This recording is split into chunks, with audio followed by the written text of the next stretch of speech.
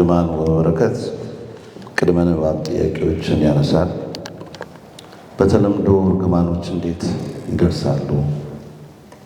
እርግማንን ማስቀረት ይቻላል? እርግማኖች ጉዳት ለማድረግ የታሰቡ ናቸውን? በእርግማን ውስጥ የአባቶች ሚና ምንድን ነው? እርግማን ከባህላዊ ልምምዶች ጋር ይዛመዳል? ዘመናዊ ማህበረሰብ በእርግማን ያምናልን?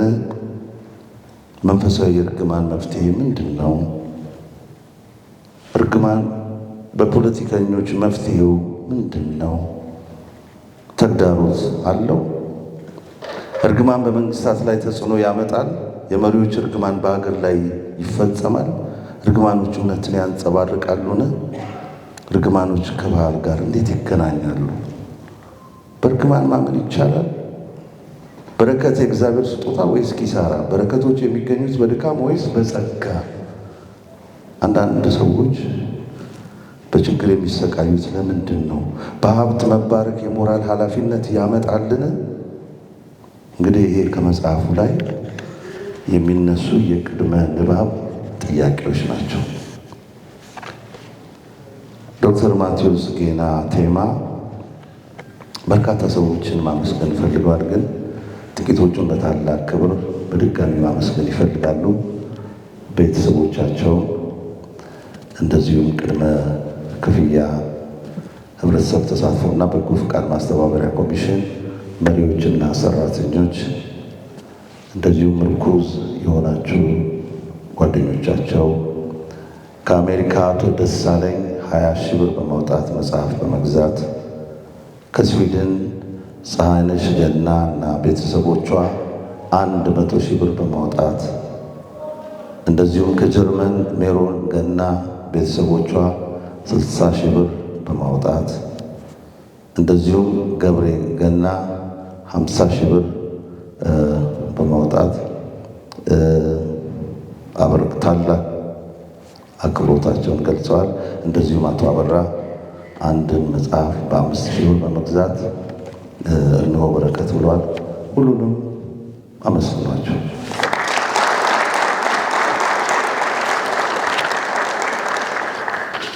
ቅድም በደራሲው በክብር ስማቸው ሲጠራ የነበሩት አጠቃላይ ሙያ ትንታኔና ምስክርነት ለማቅረብ የመጽሐፉ ዋና አርታኢ በክብር ዶክተር በዛብህ ገብረየስን ወደ መድረኩ እንዲመጡልኝ በታላቅ ትሕትና ጋብዞታለሁ።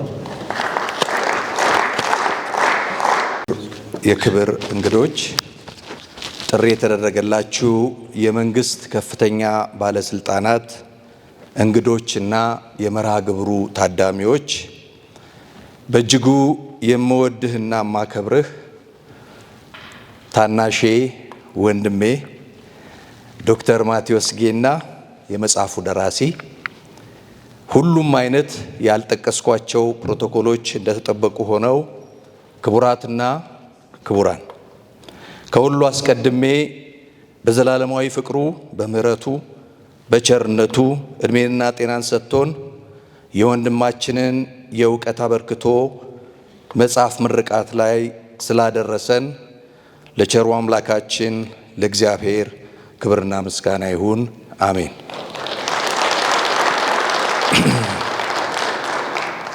የዛሬው ንግግሬ ዓላማ በመጽሐፍ ዝግጅቱ ሂደት ከ1 ዓመት በላይ አብሮ እንደተጓዘ አርታኢ በእንግሊዝኛው ኤዲተር የሚለውን ነው አርታኢ ያልነው። ልክ ካልሆንን እርማቶች እንቀበላለን።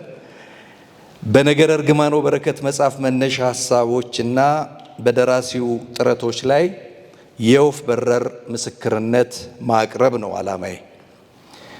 በተፈቀዱልኝ አጭር ደቂቃዎች ውስጥ የመጽሐፉን ምንነትና የዶክተር ማቴዎስ ጌናን ጥረቶች ስጠቃቅስ አንድ የረዥም ርቀት ሯጭ ውድድሩን ካሸነፈ በኋላ ትንፋሹን ሰብስቦ ደስታውን ሲገልጽ ከሚሰማው ስሜት ጋር ተመሳሳይ ሁኔታ ውስጥ የሆንኩ ያህል ይሰማኛል። እንደ ወፏ ስበር ወፍ በረር ነውና የማያውቁም ነገር ዛሬ ያሰባሰበንን እጩ ምሩቅ ነገረ እርግማን ወበረከትን ማለቴ ነው። እሱን ብቻ ሳይሆን የደራሲውን ትጋት፣ ትዕግስት እና ቅንነቱንም ጭምር ነው። ስለ ደራሲው ምስክርነት ለመስጠት እነዚህ ቅጥያዎች ተገቢ ናቸው ብዬ የምሞግትባቸውን ነጥቦች ጥልቀት ከተፈቀደልኝ ጊዜ ጋር በማጣጣም ለማሳጠር እገደዳለሁ። በዚህ ሂደት በእኔ ያልተነገሩ ሌሎች የመጽሐፉ ጭብጦች ከእኔ ቀጥለው በሚቀርቡት ተናጋሪዎች በየፈርጁ ተለይተው እንደሚብራሩ ተስፋ አደርጋለሁ። ነገረ እርግማን ወበረከት መጽሐፍ በሰዎች ወይም በማህበረሰቦች አኗኗር ውስጥ የሚኖር ሐቅን በግልጽ በታየበት ልኩ ገበና የሚመስል ወይም የተደበቀውን ደግሞ በጭምትነት መርህ እና በጥናታዊ ማስረጃዎች ላይ ተመስርቶ ማቅረቡ ልብ ወለድ ያልሆኑ መጽሐፍት ተርታ ያሰልፈዋል።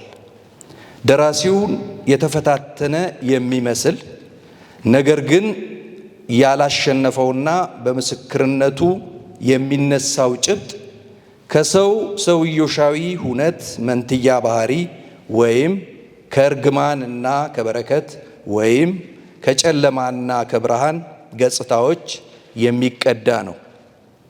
የሰው ልጅ በብርሃንና በጨለማ ተሸምኖ እንደተሰራ ምንጣፍ የሚመርቁትና የሚረግሙት ወይም አባሆዮቹ፣ እማሆዮቹ ወይም ጋሽዬዎቹ፣ እትዬዎቹ ወይም አለቆቹ፣ ታላላቆቹ ባላቸው መንፈሳዊና ማህበራዊ ስልጣን በላዩ ላይ የተመላለሱበት የቆየ ክስተት ይመሰላል። በዚህ አመክንዮ ምንጣፉ ልክ ሁላችንም የምናውቀው ምንጣፍ እንደሚቆሽሽ በእርግማን ጊዜ ይቆሽሻል፣ በባርኮት ጊዜ ደግሞ ታጥቦ እንደሚነጣ ንጹህ ይሆናል። የመጽሐፉ ጭብጦች ከአሁናዊ የሰው ልጆች አኗኗር ዘይቤና የእርስ በርስ መስተጋብራቸው ጋር በተለይም መታደል እና እድለቢስነት ወይም መረገም እና መባረክ ተብለው ከሚነገሩት ሀሳቦች ጋር በእጅጉ የተቆራኙ ናቸው ብዬ አስባለሁ። ደራሲው በቀዳሚ ምዕራፎቹ የእርግማንና በረከትን ምንነት ከሕይወት ጮጮ ጨልፎ ንድፈ ሐሳባዊ መልክ በመስጠት ተርጉሟል። የቅድመ ጥንቃቄ ምክሮችንም አስቀምጧል። እጠቅሳለሁ። እርግማን ክፉ ቃል፣ መጥፎ ምኞት ማለት ነው። አንዳንድ ቦታ ላይ እንደ ቃለ መሐላ ሆኖ ያገለግላል። በረከት ደግሞ መልካም ቃል፣ መመኘት፣ ብልጽግና፣ ሀብት ማለት ነው። የመጽሐፉ ገጽ 2 የጥቅሱ መጨረሻ። በመጽሐፉ አርትዖት ላይ ከ1 ዓመት በላይ አብሮ እንደተጓዘ ባለሙያ የሁለቱን ሐሳቦች ተቃርኗዊ ገጽታ በማየትና ስርዓተ ቋንቋ ላይ በመቆም ርዕሱ ነገረ እርግማን ወባርኮት ቢሆንስ ብዬ አሰብኩ። ነገር ግን የደራሲው ሙሉ ጥናትና ሊያስተላልፈው የሚፈልገው መልእክት በአብላጫው የሚያጠነጥነው በሁለቱ ባሕረ ሐሳቦች ተቃርኖ ላይ ሳይሆን በተመጋጋቢ የምክንያትና ውጤት አመክንዮአቸው ላይ መሆኑን ከደራሲው ጋር ካደረግነው ውይይት ተገንዝቤ አሁን ባለበት መልኩ ቀርቧል። ከሂደቱ የተማርኩትና የደራሲው ምልከታ የሆነው በሁለት ተቃራኒ የሚመስሉ ሐሳቦች መካከል የሚካሄድ ፍጭትን በአእምሮ ስልነት መርምሮና ረቂቅ ሐሳቦቹንም አሰላስሎ መጀመሪያውኑ ባላቸው ትርጉም ላይ እሴት ለመጨመር መላምት በእንግሊዝኛው ሃይፖቴሲስ ማስቀመጥ አዎንታዊ ውጤቶችን የሚያስገኝ መሆኑን ነው። ይህ የደራሲው ጥልቅና ምጡቅ ምልከታ ሌላኛው የመጽሐፉ ዳርቻ ወይም መዳረሻ ተደርጎ ሊወሰድ ይችላል። የደራሲው ሴራና መቼት የተዋቀረባቸው ሁለት ኃይለ ቃላት በረከትና እርግማን ውስብስብ የሆነውን የሰዎች ማህበራዊ ልምምድና ምናባዊ እሳቤዎቻቸውን፣ ባህሎቻቸውን እንዲሁም የማንነታቸውን እውነታ ይቀርጻሉ። የግንኙነቱ ምልሰተ ዑደት ደግሞ እነዚሁኑ ሐሳቦችና ተግባራት መልሶ ይቀርጻቸዋል። ከዚህ አኳያ ደራሲው በተባ ብዕሩ እንዳስቀመጠው ሁለቱ የነፍስያ ዳኞች የሚያሳድሩብንን ጎጂ ተጽዕኖዎች ለመቋቋምና በጎ ውጤቶቻቸውንም ከትውልድ ወደ ትውልድ ተቀባብሎ ለማሸጋገር የሰው ልጅ የአሻጋሪነት ሚና እንዳለው አሳይቷል። ደራሲው ጎጂ ላልሆኑ ባህላዊ አውዶች አክብሮት መስጠትም ይገባል። ቃላት እና ትርጉም እንደየብሔሮቹ ልዩ ስርዓት ስላላቸው ትክክለኛ ትርጉም ለማግኘት ከቋንቋ አዋቂዎች ጋር ተመካክሮ መስራት ጠቃሚ ነው። የጥቅሱ መጨረሻ ገጽ 2 የሚል ቀዳሚ ምክረ ሐሳብ አቅርቧል። ሌላኛው በመጽሐፉ ጎልቶ የታየው የደራሲው ጠንካራ ገጽታ ራሱን በአንባቢያን ጫማ ውስጥ አድርጎ ያቀረባቸው ትረካዎችን ያጠቃልላል። በጥልቀት የማሰላሰል ችሎታውን ተጠቅሞ ሀገራትን እንደ ሀገር፣ ቤተ እምነቶችንና ቅዱሳን መጻሕፍትን፣ ዓለም አቀፋዊ ልምምዶችን፣ ብሔራዊ፣ ክልላዊ፣ ባህላዊ ወጎችንና ሲወርዱ ሲወራረዱ እዚህ የደረሱ ትውፊቶችን፣ ነገረ ሐሳቦቻችን፣ የእነዚሁኑ ፖለቲካዊ ነጸብራቆች ወዘተረፈ የጥናታዊ ስራዎችን፣ ደንቦችና ስነ ስርዓቶች አክብሮ ዋቢ በማስቀመጥ በትረካው አካቷል። ለሁሉም አይነት ተሞክሮች ተገቢውን እውቅናና አድናቆቱን በሚገልጽ አግባብ ተዛማጅ ሐሳቦችን በማጣቀስም አስቀምጧል። በዚህም ለስነ ጽሑፍ ብቻ ሳይሆን በማህበረሰባዊ መካከል አዎንታዊ ተጽዕኖ ለማሳደር ያለውን ቁርጠኝነትም አሳይቷል ብዬ አምናለሁ። በአጠቃላይ የደራሲው ጥረትና ስኬት ከዚህ መጽሐፍ ገጾች በላይ ይዘልቃል ቢባል ማጋነን አይሆንም። በእያንዳንዱ ሰው ሕይወትና በማህበረሰቦች ውስጥ የሚኖር መስተጋብርን ይዳሰሳልና። ዶክተር ማቲ ለጽሑፉ መሰረት የሚሆኑ የራሱን ሕይወት ተሞክሮች በምናቡ ቃኝቷል፣ ጽፏልም። ይህም መጽሐፉን የቆዩ ተረቶች ስብስብ ብቻ ሳይሆን ከጥልቅ ማህበረሰባዊ ነጸብራቅና ከማይናወጥ የእውነት ቁርጠኝነት የተወለደ የፍቅር ፍሬ እንዲታይበት አግዟል። ለግለሰባዊ እርግማኖቻችን አስተዋጽኦ የሚያደርጉ ማህበራዊ ጉዳዮችን፣ ስርዓት አልበኝነትን፣ የግል ኪሳራን፣ ህልውናዊ ቀውሶችን ለመጥቀስ አላመነታም። ነገር ግን በእነዚህ ፈታኝ ሁኔታዎች ማብራራት ውስጥ ሆኖ እንኳን ደራሲው የተስፋ ብርሃንንም አጉልቶ አሳይቷል።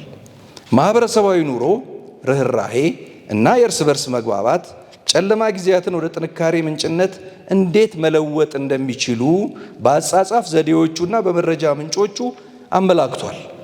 የመጽሐፉ ጥቅል መልእክት የዓለም ምንዱባን እና መጻተኞች የሆንን የሰው ልጆች ከጊዜ ወደ ጊዜ ውስብስብ በሆነው ዓለም ውስጥ ስንኖር ለእርግማኖች ማርከሻ እና ለበረከቶች እወጃ ዘብ እንድንቆምና ለስምሪታችንም እጅግ ጠቃሚ ነው። አሁን ደግሞ ለዶክተር ማቴዎስ እንደ ሰው፣ እንደ ምሁር፣ እንደ ደራሲ እውቅና ልሰጥ እወዳለሁ። ቅንነት በስነ ጽሑፍ ስራም ሆነ በሌላው ዘርፍ የሙያዎችና ሙያተኞች መለኪያ እየሆነ መገለጹ የዘወትር ልምምድ እየሆነ ከመጣ ውሎ አድሯል። በምሁራን ሕይወት ውስጥ ሐሳብን ከማሰላሰል እስከ ህትመት ደራሲነት ያለው ጉዞ የቅንነት ጽናትና የፍቅር መስተጋብሮች ማስረጃ ነው። በንግግሬ መግቢያ ላይ ጠቆም እንዳደረግኩት የደራሲ ዶክተር ማቴዎስ ጌናን ቅንነት ልክ ያስተዋልኩባቸውን ሁለት መገለጫዎች ለአብነት ያህል እንዳነሳ ይፈቀድልኝ። አንደኛው ዶክተር ማቲ ይህን መጽሐፍ ማዘጋጀቱን ለማህበራዊ ሚዲያ ጓደኞቹ ገልጾ በቅርቡ እንደሚታተም ካሳወቃቸው በኋላ እኔን ደግሞ መጽሐፉን አይቼ አስተያየት እንድሰጠው ጠየቀኝ። እኔም የጊዜ እጥረት ያለብኝ መሆኑን ገልጬለት ለማገዝ ግን ፈቃደኝነቴን አሳወቁ። ስራው ረዥም ጊዜ የሚፈልግ መሆኑንም አልሸሸኩም። ዶክተር ማቴዎስ እሺ ስላልኩት አመስግኖ የወሰደውን ጊዜ ያህል ይውሰድ በሚል ያለ መቅማማት ወሰነ። ከዚያን ጊዜ ጀምሮ ከአንድ ዓመት በላይ ለሚሆን ጊዜ የምሰጠውን ምክረ ሐሳብ በፍጹም ቅንነት እየወሰደና ለሙያዬ ክብርና ምስጋና ሳይነፍክ በአንድ ተጋምደን ለዛሬው ውጤት በቃን። አመሰግናለሁ ዶክተር ማቲ። በመጽሐፍ ዝግጅቱ ቆይታችን ዶክተር ማቲ ከአቻውም ሆነ ከሚበልጠው ባለሙያ ጋር ለመስራት ያለውን የልብ ስፋትም ታዝቤያለሁ። በቅዱስ መጽሐፍ ሐዋርያው ጳውሎስ የራሱን የማይፈልግ በሚል የገለጠውን ፍቅር የተገነዘብኩበት ሌላኛው ሁነት ደግሞ ከ200 ገጾች በላይ የሆኑ መረጃዎች በመጽሐፉ እንዳይካተቱና በሌላ ጊዜ እንዲታተሙ የሚል አስተያየት አቅርቤለት ቀደም ሲል የገለጸው ነው። በልብ ስፋት ተቀብሎኛል። ከህትመት ውጭ እንዲሆኑ የወሰደው ፈጣን እርምጃ ቅንነቱንና ትዕግስቱን ያየሁበት አስተማሪ ገጠመኝ ሆኖ አግኝቼዋለሁ። በመጨረሻም ክቡራትና ክቡራን የዛሬው መርሃ ግብር ታዳሚዎች፣ ይህ መጽሐፍ እንዲነበብ ብቻ ታስቦ የተዘጋጀ አይደለም። አስተሳሰብን፣ ውይይትን እና ተግባርን ለማነሳሳትም ጭምር እንጂ። በመሆኑም ወደዚህ ስነ ጽሑፋዊ ጉዞ ስንገባ እያንዳንዳችሁ ነገረ እርግማኑ ወበረከት ወደሚወስዳችሁ የእውቀት ዳርቻ እንድትጠልቁ አበረታታለሁኝ። በውስጡ የሚገኙትን ትረካዎች ከልምዳችሁና ከእውቀታችሁ ጋር በማፋተግ በቀረበው የእውቀት ጠብታ ላይ እንድታስክሉበትና እንድታበሩበት ዶክተር ማቲ በፈነጠቀው ጭላንጭር ራሳችን ላይ በምንወክለው ማህበረሰቡ ውስጥ በጎ ተጽዕኖ ለማሳረፍ እንድንፈቅድ በታላቅ ትሕትና ጠይቃለሁ። የመጽሐፉን ህትመት ብቻ ሳይሆን የዶክተር ማቴዎስን ራዕይና ፈጠራ እንመርቅ እላለሁ። የእርግማኖች ማርከሻና የበረከቶች አዋጅ በየትኛውም ቦታ ወደሚገኙ አንባቢዎች ልብና አእምሮ ይድረስ። ወደ ታላቅ መግባባትና ርኅራኄ የሚያደርሱ ውይይቶችንም ይቀስቅስ። ደራሲው በመጽሐፉ መደምደሚያ በመቅድሙ ባስቀመጠው የጋሞ አባት ምክር ንግግሬን ላብቃ። ልጆችህ ሁሉም አንድ አይነት አይሆኑም። በሕይወት የሚያሳዝኑህ ይኖራሉ። ሆኖም በምንም ሁኔታ ማናቸውም ቢያሳዝኑህ ከአንደበትህ የእርግማን ቃል አታውጣ። የጥቅሱ መጨረሻ ነው። ይህ ገጽ 12ና ገጽ 348 ላይ ይገኛል። አመሰግናለሁ።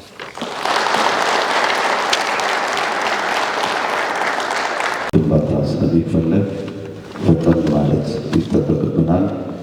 አሁን በክብር ወደ መድረኩ መጠራቸው ጋዜጠኛና ደራሲ ዘነበ ወላጅ ይሆናል። መጠብቃቸው በሁለት አቅጣጫ ነው። አንዳንዱ ዘግቶ ነው የሚያስበው፣ በቃ ጨርሶታል፣ ያን እንድትቀበለው ነው። አንዳንዱ ደግሞ ለምትሰጠው መልካም ሀሳብ በር ከፍቶ ነው የምታገኘውና የዶክተር ማቴዎስን መጽሐፍ ስቀበል የምሰጠውን ኮሜንት ይቀበለዋል ወይስ አይቀበለው? ለማንኛውም ላንብብ አልኩና ቁጭ አልኩኝ። ቁጭ ብዬ ሳነብ ትራጂክ ነው፣ በጣም ጭፍግ ነው፣ አንጎልን ጨምድዶ ይዛል። እርግማን ነው።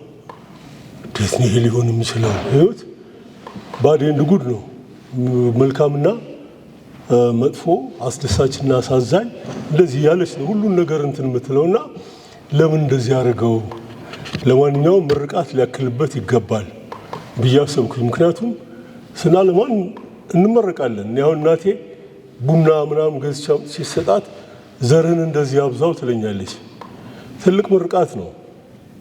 አገር መሙላት መቻል፣ ዘር እንዲቀጥል መሆን ቀላል አይደለም እና ደስ ይለኛል። የሆነ ነገር ደግሞ አጥፍቼ አንድ አይነት ፈታኝ ነገር በህይወቴ ሲከሰት የአባቴን ወይ የእናቴን እርግማን አስታውሳለሁ። አባቴ ረግሜ ነበረ፣ ያዝንብኝ ነበር። እንግዲህ ጎረምሳ ስትሆኑ ልበድፍን ትሆናላችሁ፣ አትሰሟቸውም።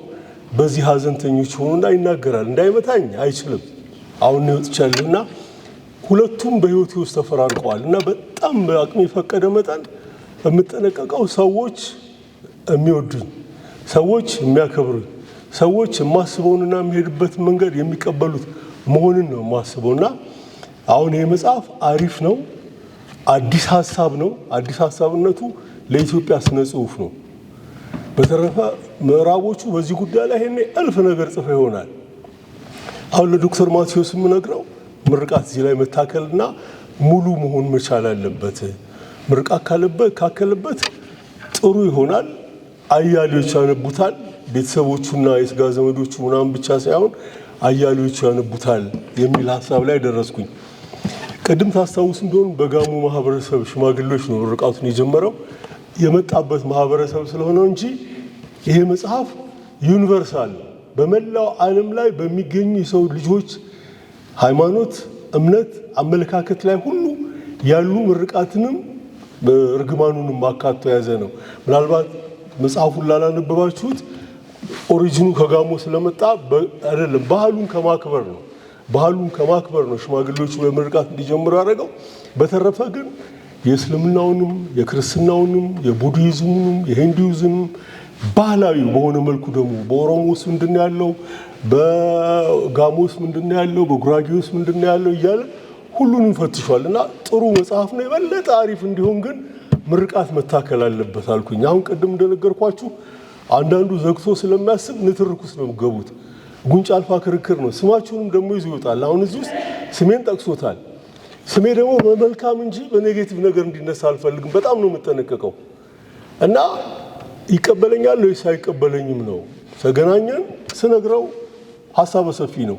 ተቀበለው። ልክ ነህ ባላንስ ማድረግ አለብኛል እና ፈጣን ጸሐፊም ነው። በአጭር ጊዜ ውስጥ እርግማኑን ከምርቃቱ ጋር አዋህዶ አሳየኝ። ሳይሆን በቃ አሁን ይሄ አሪፍ ነው ከመጽሐፉ ውስጥ ለጀርባ አስተያየት ታደርግና ትቀጥላለህ ብዬ ስለ መጽሐፍ የማውቀውን ያህል ነገርኩት። ባለፉት 30 ዓመታት መጽሐፍ ላይ ሰርቻለሁኝ። እኔም ግማሽ ደርዘን ገደማ መጽሐፍ ጽፌያለሁኝ። ስለዚህም ልምዱ አለኝ።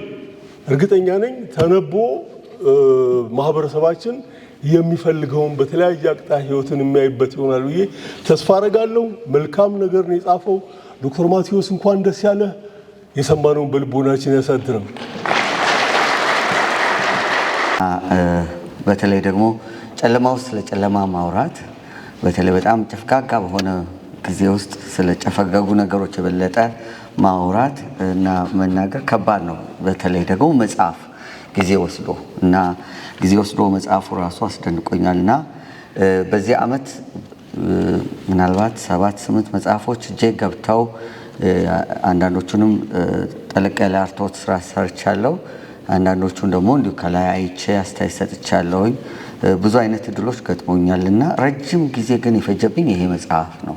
ምክንያቱም በቃ ነገሩ በጣም ውስብስብ ነው፣ ብዙ ጥናት አለውና እሱን በተመለከተ ሳይቆየው እንግዲህ ስነ መለኮታዊ ጉዳዮች ላይ ነው ትኩረት ያደረኩትና ዛሬም የራሴን ብቻ ሳይሆን በአስቸኳይ ጉዳይ ምክንያት ሄደው ጋሽ ንጉሴ ቡልቻንም አስተያየት በተወሰነ መልኩ አደራ ብሎኝ ሄደውን እሱን ሁለቱን አጣምሬ ከዚህ በኋላ ምልከታዬን ባጭሩ ለማቅረብ እሞክራለሁኝ።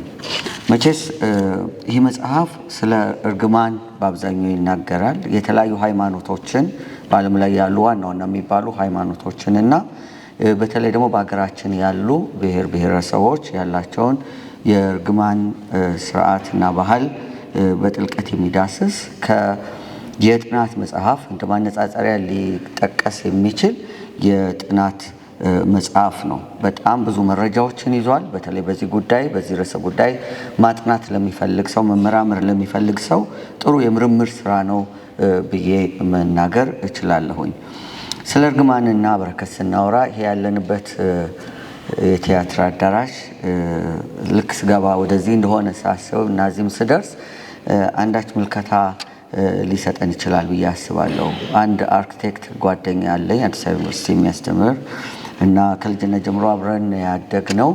ይህንን ቲያትር ቤት ከአዲስ አበባ ካሉ ህንፃዎች በተለየ ሁኔታ ይገልጠው ነበር። ደጉ ህንፃ ይለዋል። የዛሬን ያድርገውና ለምንድን ነው ደጉ ህንፃ የሚለው?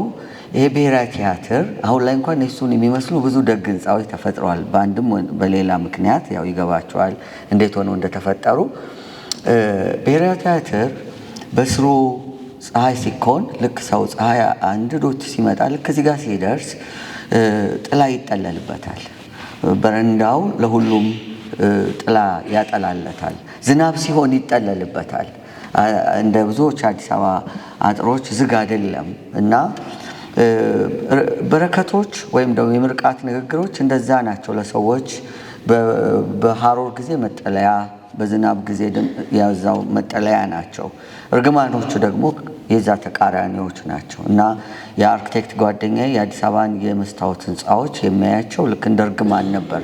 በጣም ይበሳጭባቸው ነበር እና እንደ ከመካከለኛው ምስራቅ የነዳጅ ኢንዱስትሪ ተከትሎ ከመጡ ህንፃዎች ጋራ የመጡ የከተማው እርግማኖች አድርጎ ይወስዳቸው ነበር። እዚህ ውስጥ ስለዚህ ነገር ማሰብ ስሜት የሚሰጥ ይመስለኛል።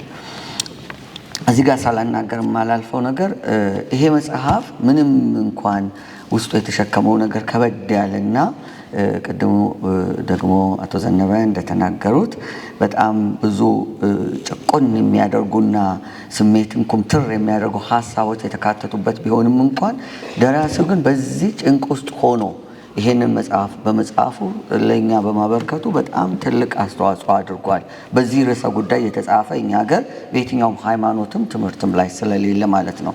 የመጀመሪያ መጽሐፍ ደግሞ እንደ መጀመሪያ ልጅ ነው። ስለዚህ በድጋሚ እንኳን ደስ አለህ እንኳን ተገላገልክ ማለት ይገባል። እኔ እንግዲህ መጋቢ ቤተክርስቲያን አገልጋይ የእግዚአብሔር ቅዱስ ቃል ደግሞ አስተማሪና ሰባኪ እንደመሆኔ መጠን ነገሩን በተለየ ሁኔታ ባየው ይገባል ብዬ አስባለሁ። እናንተም እንደማትፈርዱብኝ ተስፋ አደርጋለሁና ትንሽ ስለ በረከትና ስለ እርግማን በተለይ ከእኔ ንጽረተ ዓለም እና እሴተ ስርዓት አንጻር ወይም ከምመለከትበት አንጻር ዓለምንና ሕይወትን ከምታዘብበት አንጻር ጥቂት ነገር ለማለት እወዳለሁ።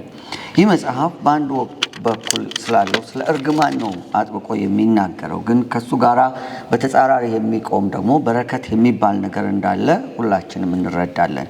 ይሄ በረከት የሚባለው ነገር ደግሞ ዓለም ሲፈጠር ጀምሮ እግዚአብሔር ለሰውና ለምድር የተናገረው ነው።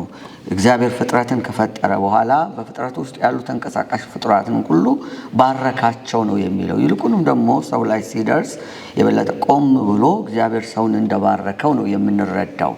እርግማን የመጣው ከኃጢአት የተነሳ ወይም ኃጢአትን ተከትሎ ነው። እርግማኑ በቀጥታ ከኃጢአት በኋላ እንኳን ያረፈው የሰው ልጅ ላይ አልነበረም። ነገር ግን ያ በአንድም ሆነ በተለየ መንገድ በተዘዋዋሪ መንገድ የሰው ልጅ ይሄ እርግማን በብዙ እንደጎዳው ይታያል። እስካሁንም ድረስ ሾህና ሜኬላ ውጥረትና ስደት መከራ የበዛባት ዓለም ውስጥ መኖራችን ሁልጊዜ ወደንም ሆነ ሳንወድ እንድናስታውሰው ያደርገናል። የሴትን ልጅ በምጥ መውለድ ስናስብ የመጀመሪያዎቹን የዘፍጥረት መጽሐፍ ስንኞች ወይም ደግሞ አንቀጾችና ምዕራፎች ማስታወሳችን አይቀርም። እርግማን ማለት ከመጽሐፍ ቅዱስ ትምህርት አንጻር ከእግዚአብሔር ጸጋ መለየት፣ ከእግዚአብሔር በረከት መለየት እንዲሁም ከእግዚአብሔር ሕይወት መለየት ነው። እርግማን የሕይወት ተጻራሪ ነው። እንደ መጽሐፍ ቅዱስ ትምህርት የእግዚአብሔር ቃል በዘዳግም መጽሐፍ ምዕራፍ 30 ቁጥር 19 ላይ እርግማንና በረከት የሰው የምርጫ ጉዳዮች እንደሆነ በግልጽ ያስቀምጥልናል። ሕይወትና ሞት፣ በረከትና እርግማን በፊትህ አኑሬአለሁ፣ በሕይወት እንድትኖሩ የምትፈልጉ ከሆነ ሕይወትን ምረጡ ብሎ እግዚአብሔር በዛ ዘመን የተናገረበት ክፍል በሙሴ መጽሐፍ የመጨረሻው የዘዳግም መጽሐፍ ላይ ተጽፏል። በአዲስ ኪዳን ላይ እርግማን የተለየ ስፍራ ይዞ ይገኛል። በተለይ ከጌታችን ከመድኃኒታችን ከኢየሱስ ክርስቶስ መምጣት ይልቁንም በመስቀል ላይ መዋል አንጻር እርግማን በተለየ ሁኔታ ይታያል። ይሄም በአይሁዳዊው ማህበረሰብ ወይም ደግሞ ከዛ ቀጥሎ ከመጣው የክርስትና ማህበረሰብ አንጻር ብቻ ሳይሆን በወቅቱ ታላቅና ገናና ከነበሩት የግሪካውያንና የሮማውያን ታሪክና መሰረት ጋራ በደንብ አድርጎ ይሄ የተዋሃደ ታሪክ እንዳለው እናያለን። በሮማውያንም ሆነ በግሪካውያን ዘንድ በእንጨት ላይ የሚሰቀል ሰው የተረገመ ነው። በአይሁዳውያን ማህበረሰብ ዘንድ ጎልቶ በሚታወቀውና ቅድም በጠቀስኩት በዘዳግም መጽሐፍ ምዕራፍ 21 ቁጥር 23 ላይ በእንጨት የተሰቀለ ሁሉ የተረገመ ይሁን ይላል። በእንጨት ላይ መሰቀል የእርግማን ሁሉ ምልክት ነው። ይህንን ጉዳይ በተመለከተ ሮማውያን በእንጨት ላይ መስቀልን እጅግ በጣም ከባድ የሆነ የእርግማን ምልክት አድርገው ያዩት ነበረ። በምድር ላይ በእንጨት ላይ መስቀል አንድ ኃጢአተኛ ወይም ወንጀለኛ የሚሉትን ሰው በእንጨት ላይ ከሰቀሉት ያ የተሰቀለው ሰው ከሰው ሁሉ በታች እንደሆነ ተደርጎ ይወሰዳል። የሕዝብ ማስፈራሪያ፣ ሰውን ለማስፈራሪያ መቀጣጫ አድርገው ነው የሚያዩት። በፈላስፎችም እይታ ስቅላት እጅግ ጨካኝና አጸያፊ ቅጣት ሲሆን ይሄም እርግማንን የሚያመለክት ነው። ከግሪካውያንም አንጻር ካየነው እርግማንን ይሄ በእንጨት ላይ መሰቀል የመለኮት ቁጣና እርግማን የግሪክ አማልክት ረግመውት እንደሆነ ይታሰባል። ስለዚህ በግሪካውያን እንደውም አስተሳሰብ የተሰቀለው ሰው ከተሰቀለበት ሳይወርድ እንዲቆይ ይደረጋል። አስክሬኑም ተገቢውን ክብር እንዳያገኝና በዛው በመስቀል ላይ እንዳለን እንዲባክን ሁሉ የሚደረግበት ስርዓት አለ። ይሄ ምንድን ነው የሚያሳየው? በመሬትም በሰማይም በምድርም ደግሞ እውቅና ያልተሰጠው ማንነት እንደሆነ ለማሳየት የሚጠቀሙበት ነው። እንግዲህ ኢየሱስ ክርስቶስ በእንጨት ላይ መሰቀሉና በእንጨት የተሰቀለው ሁሉ የተረገመ ይሁን የሚለው ሐሳብ ትልቁ የእርግማን ምልክት እንደሆነ በዚህ እናያለን። ይሁን እንጂ በአዲስ ኪዳን ትምህርት ውስጥ ይሄ መጨረሻዬ ሐሳብ ነው። በአዲስ ኪዳን ትምህርት ውስጥ ስለ በረከትና ስለ እርግማን የተነገሩት ሐሳቦች ግን የሚደንቅ ነው። ይልቁንም በጌታ በኢየሱስ ክርስቶስ ትምህርት ውስጥ የተራራው ትምህርት በሚባለው በጣም ሰፊ በሆነው ትምህርት ውስጥ ጌታ ኢየሱስ ክርስቶስ ባልንጀራህን ውደድ ጠላትህንም ጥላ እንደተባለ ሰምታችኋል። እኔ ግን እላችኋለሁ የሚጠሏችሁን ውደዱ፣ የሚያሳድዷችሁን መርቁ፣ ለሚያሳድዷችሁም ጸልዩ፣ የሚረግሟችሁንም ጸልዩላቸው ይላል። በአዲስ ኪዳን ትምህርት እንደ ጌታ እንደ ኢየሱስ ክርስቶስ ትምህርት ሰዎች የሚረግሟቸውን በምርቃት ዋጋ እንዲሰጧቸውና እንዲመልሱላቸው ያሳስባል። ስለዚህ ምንም እንኳን ጌታ ኢየሱስ ክርስቶስ በእንጨት ላይ ለሰው ልጆች እርግማን ሆኖ የተሰቀለም ቢሆንም እንደ እርግማን የተቆጠረ ቢሆንም አዲሱ ማህበረሰብ ግን ይሄንን እርግማንን ደግሞ በምርቃት ፈንታ እንዲመልስ አደራና ኃላፊነት ተጥሎበታል። እንግዲህ እኔም እንደ በጣም ስናፍቀው ብዙ በጣም ወደው ደራሲ ነው። በተለይ ልጅነት የሚለውን መጽሐፉን በጣም ደጋግሜ አንብቤዋለሁኝ። በጣም ኢትዮጵያ ውስጥ ትልቅ መጽሐፍ ሊሆን ይገባል ብዬ የማስበው ትልቅ እውቅና እኔ ስሙን ያክል የውስጡ ያለውን ያክል እውቅና አልተሰጠውም የሚለው መጽሐፍ ነው። በዚህ አጋጣሚ እድሉን ልጠቀምበት እና እሱ እንዳለው እኔም የምስማማው በሚቀጥለው እትምም ሆነ ደግሞ በተከታዩ ስለ በረከት ለመስማትና ተጽፎ ለማንበብ እናፍቃለሁ። በድጋሚ ማቴን እና እዚህ የተሰበሰባችሁትን ወዳጆቹን ሁሉ እንኳን ደስ አላችሁ በማለት መልእክቴን አጠናቀቃለሁ። አመሰግናለሁ።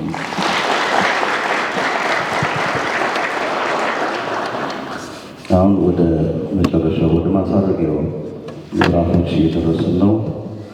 የመጽሐፉን የበረከትና እርግማን ጭብጦች የክርስቲያናዊ አስተምህሮት ቅኝት ዳሰሳ አስተያየት እንዲያቀርቡልን አቶ ንጉሴ ቡልቻን በክብር ወደ መድረኩ። እሺ እሳቸው